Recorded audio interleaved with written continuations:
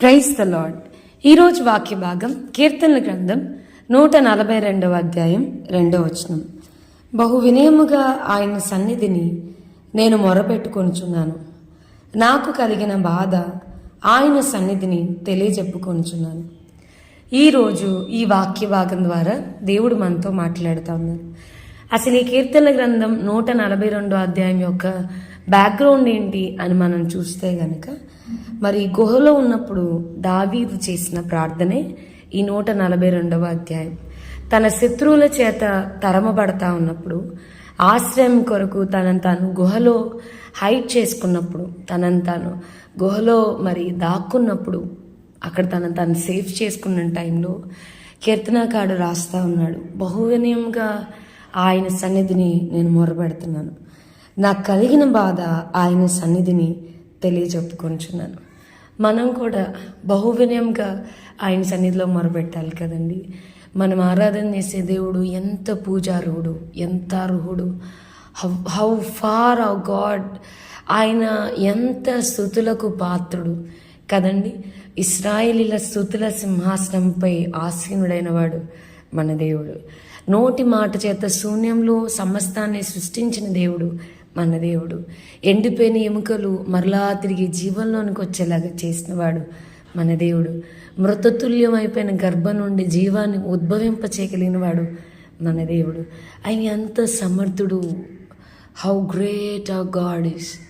ఆయన సామర్థ్యము ఎంత గొప్పది, ఆయన బలము ఎంత గొప్పది, ఆయన బాహువు ఎటువంటి కార్యములు చేయగలిగింది కదా. బహువినయంగా ఆయన సన్నిధిలో నేను మొరపెడతా ఉన్నాను అంటున్నాడు. మనం కూడా ఆయన సన్నిధికి మనం వెళ్తున్నప్పుడు, when we are approaching our God, ఆయనకి సమీపంగా మనం వెళ్తున్నప్పుడు ఆయన ఎంత గొప్పవాడో ఎరిగి మనం ప్రార్థన చేయాలి. బహువినయంగా అన్న పదం ఎంత ఉత్తమమైన మాట. మన జీవితంలో కూడా బహువినయంగా ఆయనతో మాట్లాడడం, బహువినయంగా ఆయనతో మొరబెట్టడం మనం నేర్చుకోవాలి. నేను ఈ మధ్య ఆలోచిస్తూ ఉన్నాను, మన ప్రార్థనలో ఎన్ని బ్లండర్ మిస్టేక్స్ ఉంటాయి. అసలు మనం ఎట్లా ప్రార్థన చేస్తాం.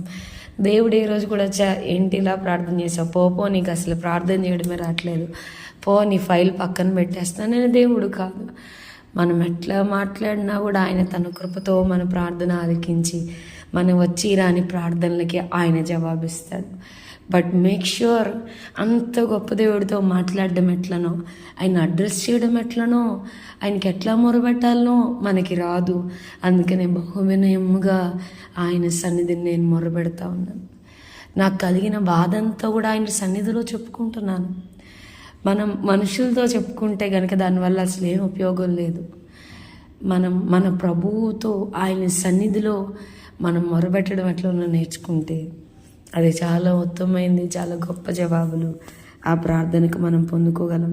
ఆయన అంటా ఉన్నాడు, నాలో నా ప్రాణం కృంగి ఉన్నప్పుడు నీకు తెలుసయ్యా, నా శత్రువులు నిదానించి అసలు నన్ను పట్టుకోవడానికి నేను అడవలసిన త్రోవలో వారు చాటుగా ఊరియొడ్డి ఉన్నారు.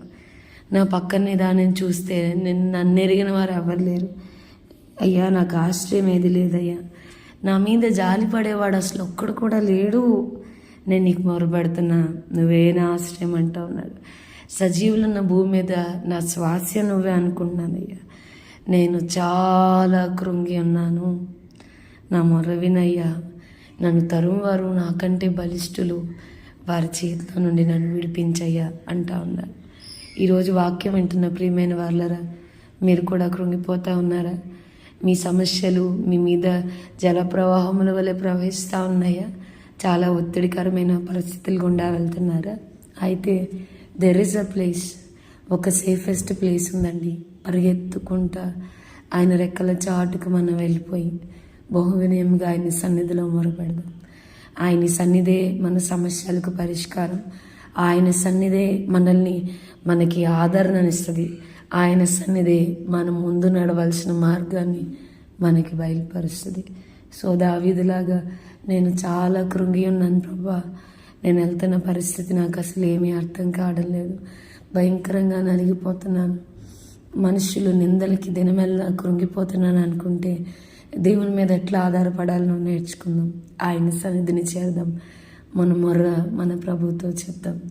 ఖచ్చితంగా కీర్తనకాడు అన్నాడయ్యా, నువ్వు ప్రార్థనలు ఆలకించి దేవుడివి. ఆయన ప్రార్థనలు ఆలకించేవాడు.